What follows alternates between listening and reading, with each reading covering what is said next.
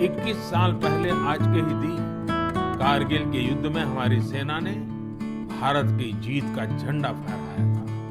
साथियों, कारगिल का युद्ध जिन परिस्थितियों में हुआ था वो भारत कभी नहीं भूल सकता। पाकिस्तान ने बड़े बड़े मंसूबे पालकर भारत की भूमि हथियाने और अपने यहाँ चल रहे आंतरिक कलह से ध्यान भटकाने को लेकर दुस्साहस किया था।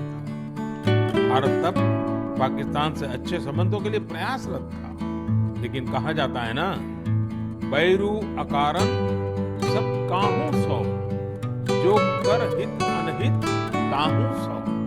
यानी दुष्ट का स्वभाव ही होता है हर किसी से बिना वजह दुश्मनी करना। ऐसे स्वभाव के लोग जो हित करता है उसका भी नुकसान ही सोचते हैं।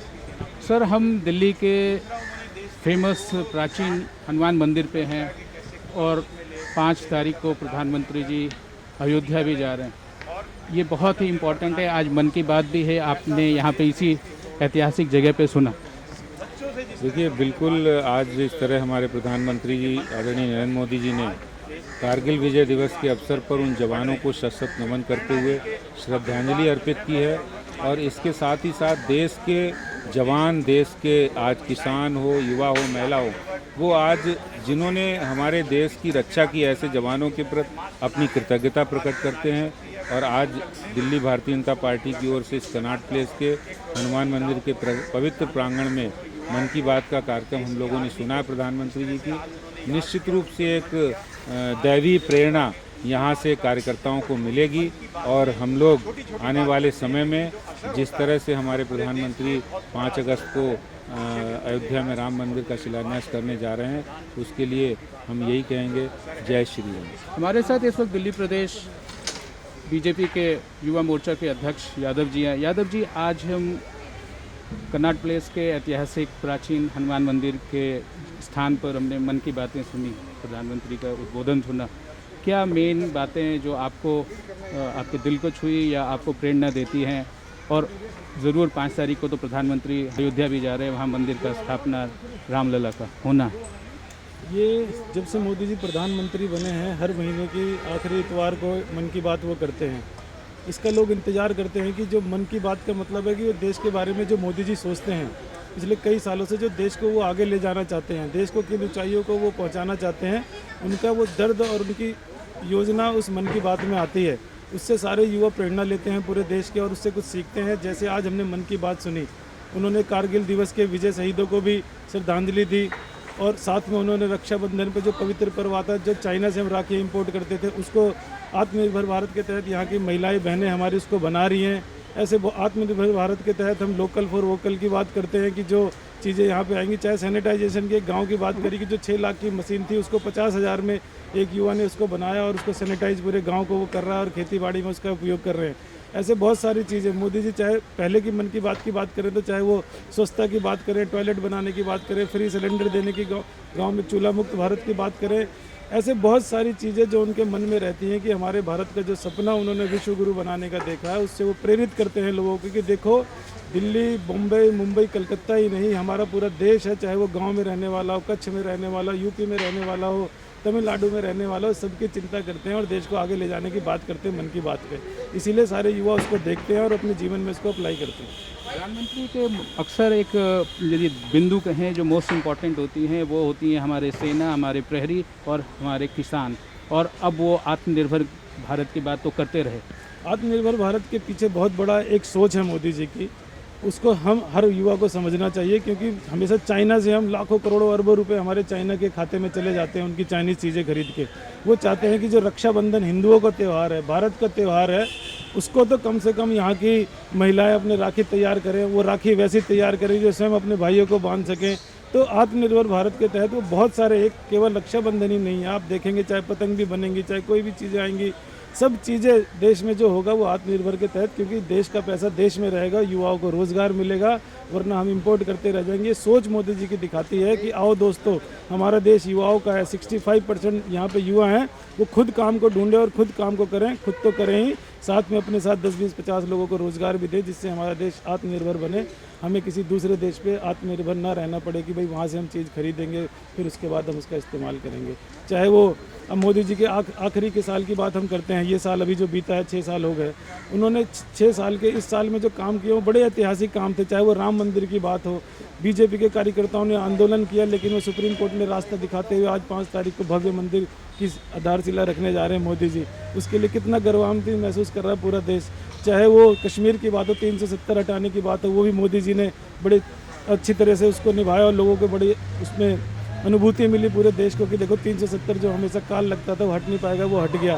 सीए की बात करें, चाहे हम 3 तलाक की बात करें, हर तबके को मोदी जी ने इस 1 साल में जो दिया है इसको देश कितनी 100 सैकड़ों हज़ारों सालों तक याद करेगा और मोदी जी को दुआएं देगा कि मोदी जी किस किरदार से बड़ी समस्या को आसानी से सुलझा देते हैं। चाहे वो कारगिल की समस्या हो, चाहे वो घुसपैठियों की समस्या हो, आतंकवादियों की समस्या हो, चाहे हमारे देश पे अगर कोई अटैक करता है तो पाकिस्तान के अंदर घुस के मारने की बात हो, सर्जिकल स्ट्राइक की बात हो, एयर स्ट्राइक की बात हो, मोदी जी ने युवाओं को अपनी तरफ आकर्षित किया है और ये किया है कि लोग उनसे प्रेरणा लें और अपने जीवन में इन चीज़ों को अप्लाई करें। और एक जो भारत का सपना मोदी जी ने देखा वो मुझे लगता है कि बहुत जल्द पूरा होगा।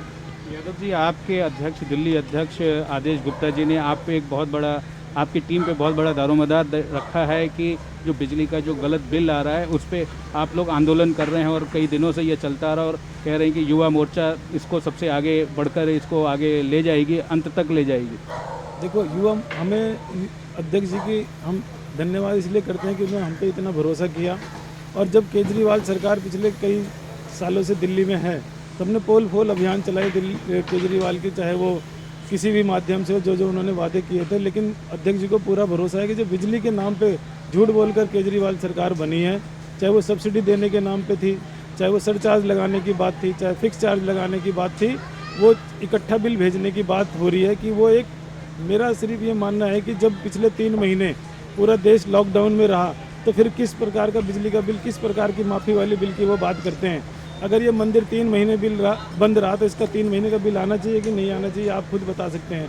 जो जिम बंद रहे, आज भी जिमों के बिल आ रहे हैं। दिल्ली में हज़ारों जिम है जिसे युवा उससे चलाते हैं, रोज़गार उनको मिलता है।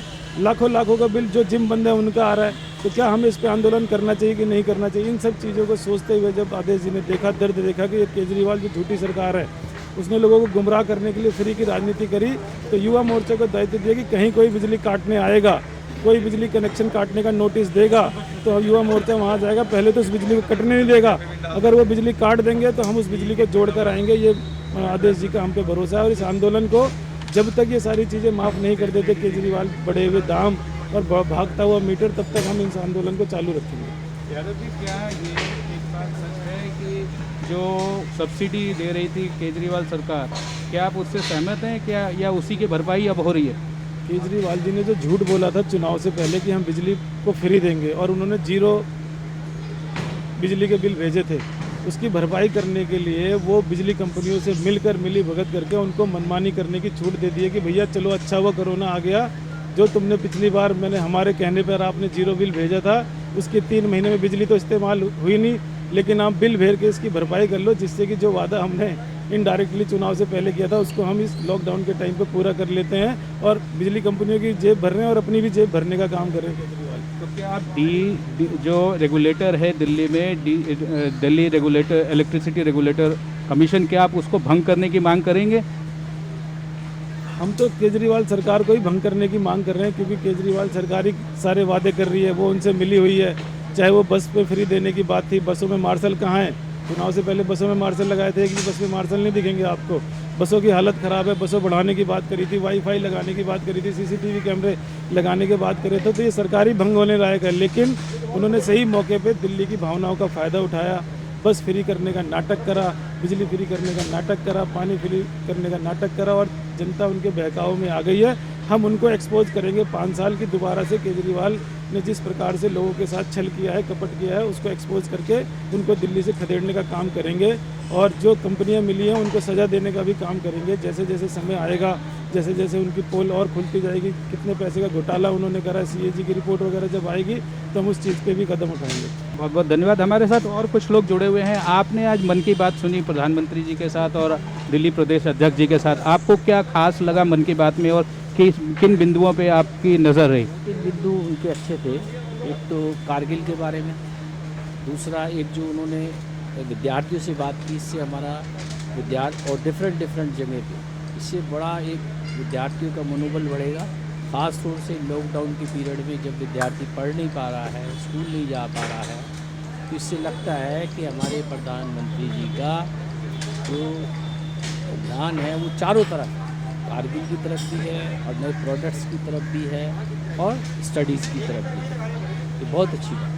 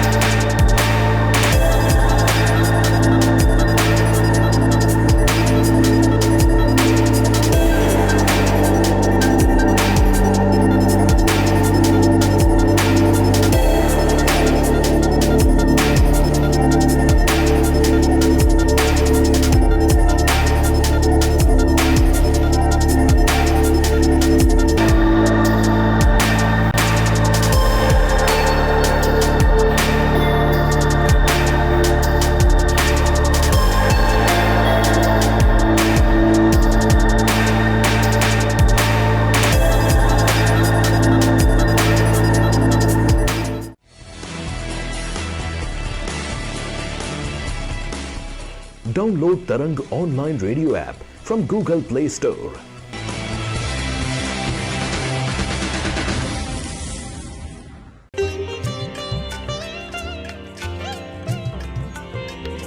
You are listening to Tarang Devotional Online Radio.